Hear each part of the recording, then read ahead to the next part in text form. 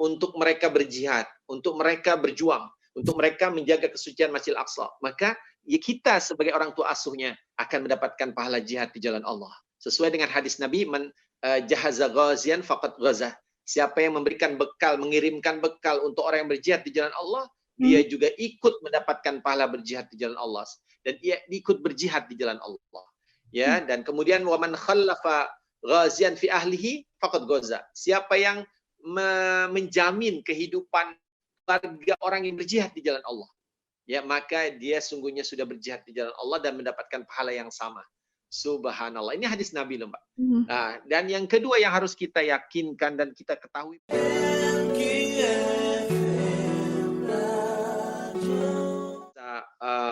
melihat sejarah, menapaktilasi sejarah kekejaman Israel terhadap saudara kita di bumi Palestina. Ya, nah ini contohnya.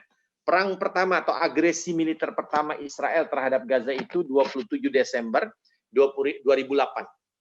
Jadi di hujung tahun 2008, 27 Desember. Ternyata perangnya nggak sehari dua hari.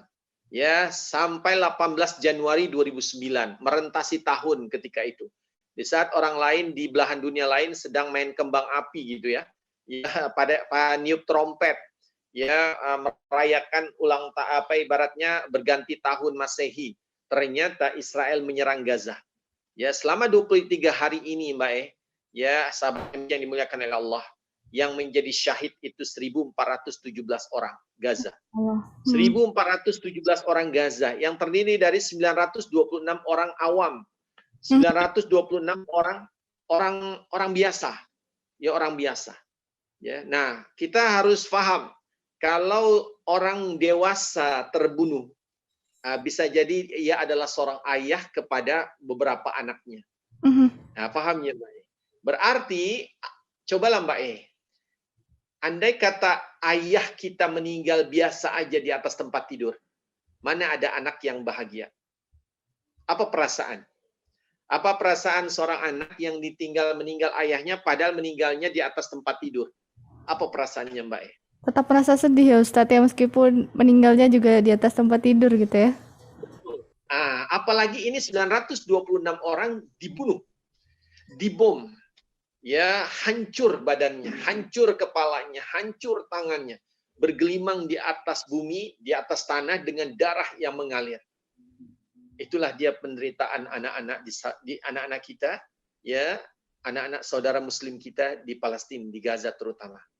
Ternyata bukan hanya si ayah. Bisa jadi 926 orang awam itu adalah ibu-ibu. Apa perasaan seorang anak bila ibunya meninggal dunia? Andai meninggalnya di atas tempat tidur, itu pun sudah satu kesedihan yang begitu mendalam. Apalagi si anak tahu dan melihat di depan mata bahwa ibunya dibunuh, ya, oleh Israel.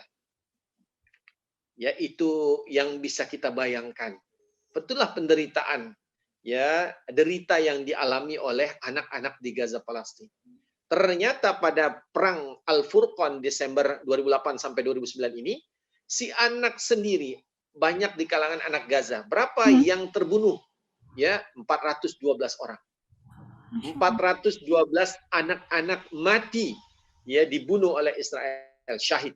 Masya Allah, Allahu Akbar. Ya, bukan hanya dia menghadapi satu kemungkinan akan menjadi yatim, bukan hanya menghadapi kenyataan bahwa dia harus menerima menjadi piatu atau yatim piatu sekaligus, tapi dirinya sendiri juga akan berkemungkinan, ya, syahid, ya, di jalan Allah Subhanahu wa taala, dibunuh oleh musuh Islam. Dan berapa wanitanya? Ya, 111 wanita yang terbunuh pada perang ini. Yang terluka 4.336 orang. Jadi cukup sudah ya. Satu orang umat Islam dibunuh saja, itu menjadi tanggung jawab kita seluruh umat Islam di dunia ini untuk membela, ya, menuntut, ya, atas kezaliman yang dilakukan terhadapnya, karena dia adalah saudara kita, ya, karena dia adalah manusia, karena dia adalah saudara kita, ya, sama-sama umat Nabi SAW. Apalagi kalau sampai 1.417 orang, Mbak. Nah, Jumlahnya jadi cukup kalau ada banyak ya orang Ustadz. yang Betul. Sangat Kalau banyak ada di jumlahnya. kalangan umat Islam, kalau ada di kalangan umat Islam yang tidak mau bantu Palestina, itu di mana ya ininya, Masya Allah. Ya, apa alasan dia tidak bantu Palestina? Sedangkan satu orang Palestina dibunuh saja, itu sudah menjadi tanggung jawab kita untuk menjawabnya di hadapan Allah nanti dan di hadapan Rasulullah SAW. Bagaimana dengan kalau jumlahnya adalah 1.417 orang? Kalau dari Ustadz Miftah tadi, dari perang yang berlangsung juga di Palestina ini memakan banyak korban, terutama seperti perempuan dan juga anak-anak. Dan tak hanya itu, Sobat MQ, ternyata juga ada mungkin ayah atau mungkin kakak yang harus menanggung beban nafkah keluarganya begitu ya. Nah, kita sebagai umat muslim dan juga bangsa Indonesia begitu, bagaimana cara kita agar bisa membantu saudara-saudara kita yang berada di Palestina?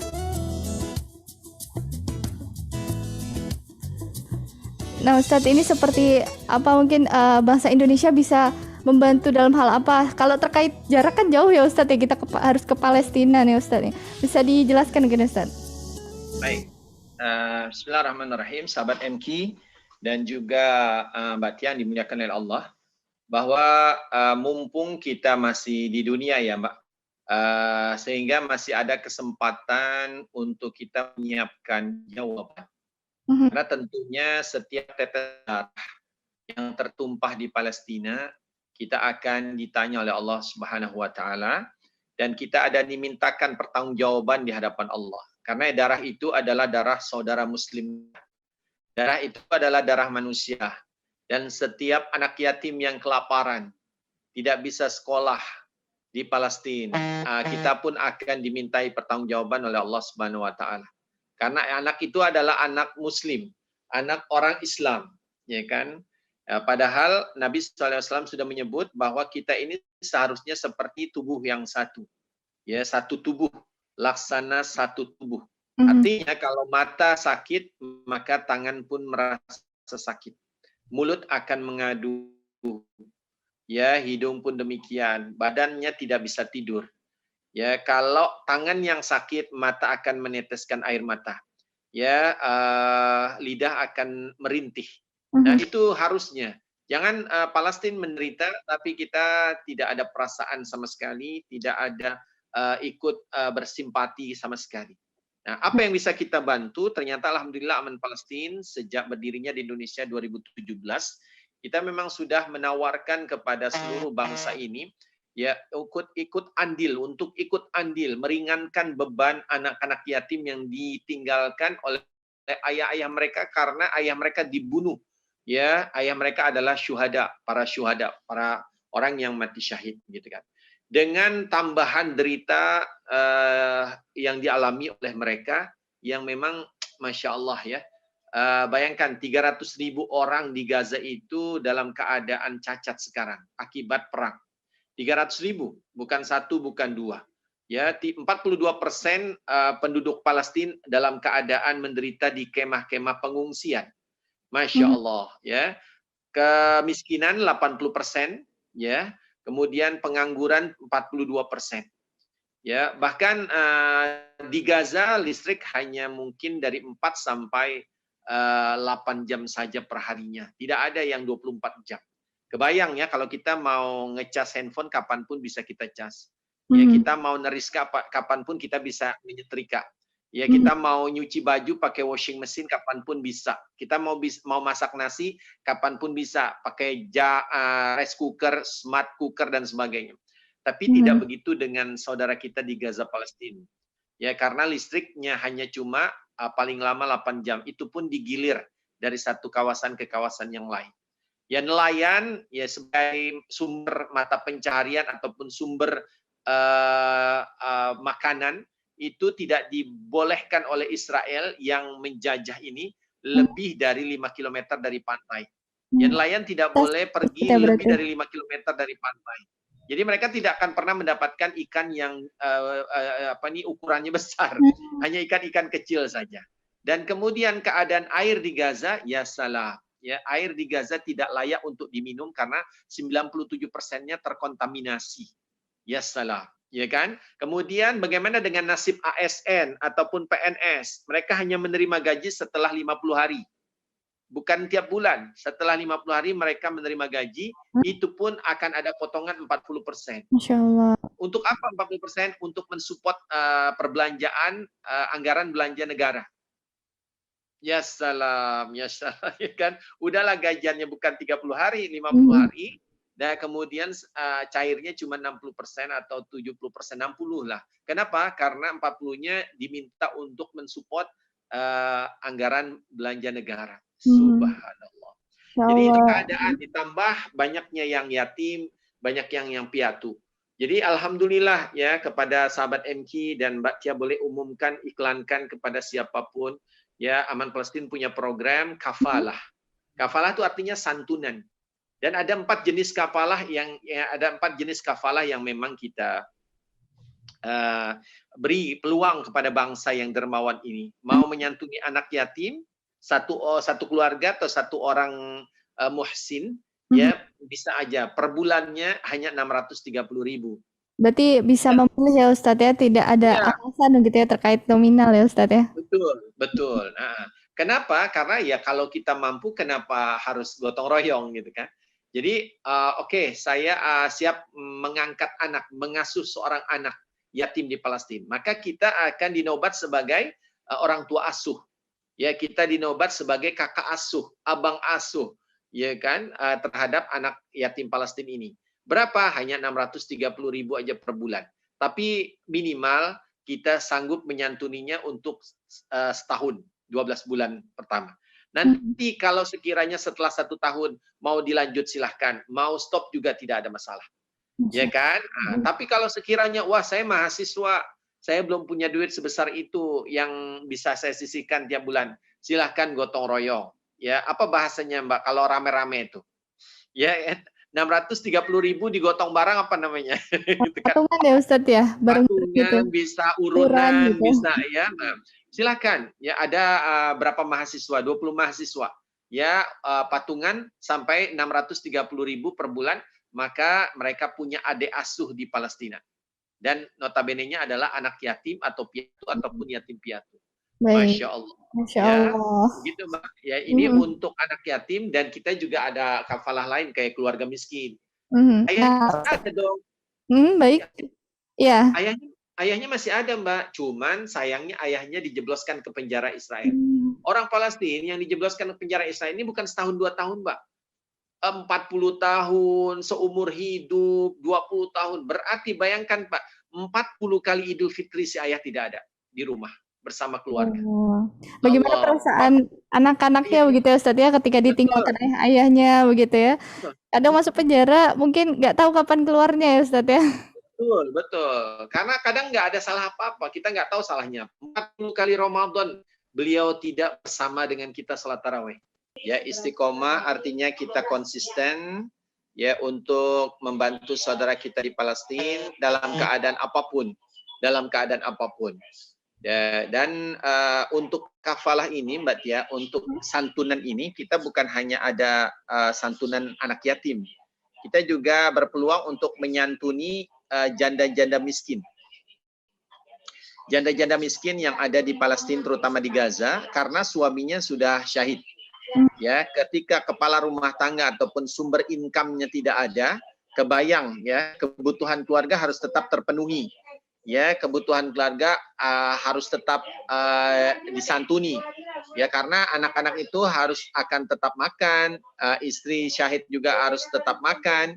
Belum kebayang kalau sekiranya rumah yang ditempati itu adalah belum rumah sendiri, atau rumah yang belum lunas pembayarannya.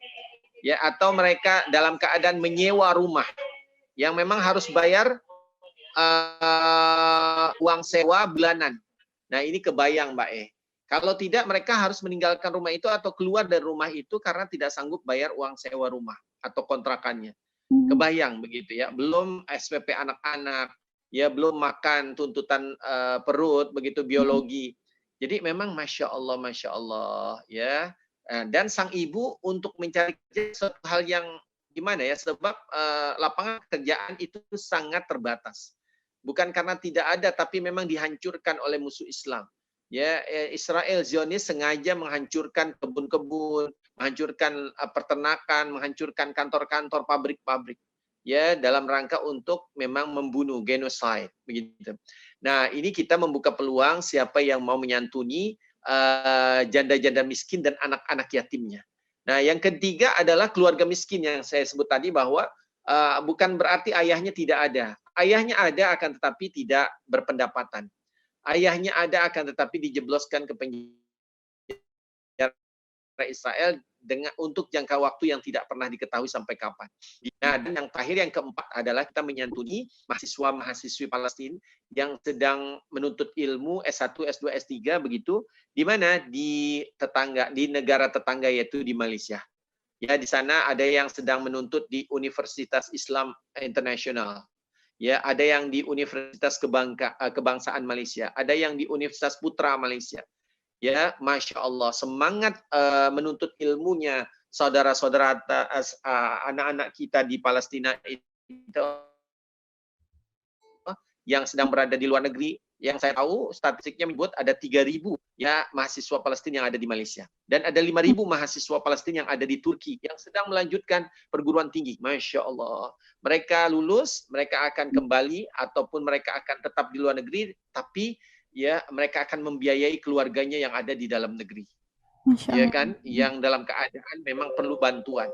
Inilah dia perjuangan sebuah bangsa yang bernama Palestina.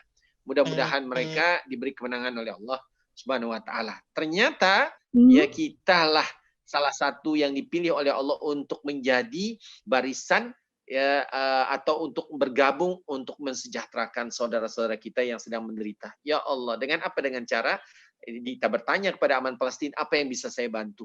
Ini ada sedikit cerita, Mbak, saya tutup sesi sekarang nih, tidak berkecukupan. Justru ayo kita perjuangkan nasib saudara kita, dengan begitu Allah akan bantu kita. Selagi kita bantu hamba-hamba Allah yang lain, Allah akan bantu kita. Selagi kita bantu agama dan hamba Allah, maka Allah akan bantu kita, insya Allah. Mereka adalah orang mujahid-mujahid pembela Al-Aqsa dan bumi Syam, bumi yang diberkahi. Dengan membiayai mereka atau menjadikan mereka sebagai anak asuh kita, berarti kita akan mendapatkan pahala berjihad di jalan Allah. Ya salam. Kenapa? Karena kita mengirimkan bekal untuk mereka berjihad, untuk mereka berjuang, untuk mereka menjaga kesucian Masjidil Aqsa. Maka ya kita sebagai orang tua asuhnya akan mendapatkan pahala jihad di jalan Allah. Sesuai dengan hadis Nabi, man jahaza ghazian faqad ghazah. Siapa yang memberikan bekal, mengirimkan bekal untuk orang yang berjihad di jalan Allah, dia juga ikut mendapatkan pahala berjihad di jalan Allah, dan ia ikut berjihad di jalan Allah. Ya, dan kemudian wa man khallafa ghazian fi ahlihi faqad ghaza. Siapa yang menjamin kehidupan keluarga orang yang berjihad di jalan Allah, ya maka dia sungguhnya sudah berjihad di jalan Allah dan mendapatkan pahala yang sama. Subhanallah. Ini hadis Nabi loh, Mbak. Nah, dan yang kedua yang harus kita yakinkan dan kita ketahui, bahwa yang kita santuni, yang kita angkat sebagai asuh itu adalah para penghafal Al-Quran. Karena di Gaza ya anak-anak itu menghafal Quran. Hampir mayoritas menghafal Al-Quran. Ya, yang ketiga, mereka itu adalah anak seorang ayah yang dibunuh. Berarti mereka adalah anak para syuhada. Ya, wah ini yang harus kita ingat, bahwa apa sih kelebihan menyantuni anak yatim di Palestina? Mereka ada anak para syuhada. Ya, yang keempat, ya insya Allah bersama dengan Rasulullah di Jannatul Firdaus, laksana jari telunjuk dan jari tengah. Subhanallah. Ya, ini janji Rasul. Ya, insya Allah nanti di padang mahsyar kita tagih janji kepada Rasulullah. Ya, dan Allah akan menjaga anak-anak kita, baik kita masih hidup ataupun tiada. Ketika kita masih hidup, kita menyantuni anak-anak yatim, maka di saat kita tiada, anak yatim kita akan disantuni oleh Allah. Nah, kita insya Allah mendapatkan keberkahan bumi Syam, bumi Palestina, karena anak-anak yatim ini tinggalnya di Palestina, dan kita tidak digolongkan sebagai pendusta agama. Ara'aital ladzi yukadzibu biddin. Tahukah kamu orang yang membohongi agama? Alladzi yad'ul yatim, yang membiarkan anak yatim terbiar. Nah, maka kita tidak mau di label sebagai pendusta agama, pembohong agama kita. Assalamualaikum warahmatullahi wabarakatuh. Waalaikumsalam warahmatullahi wabarakatuh.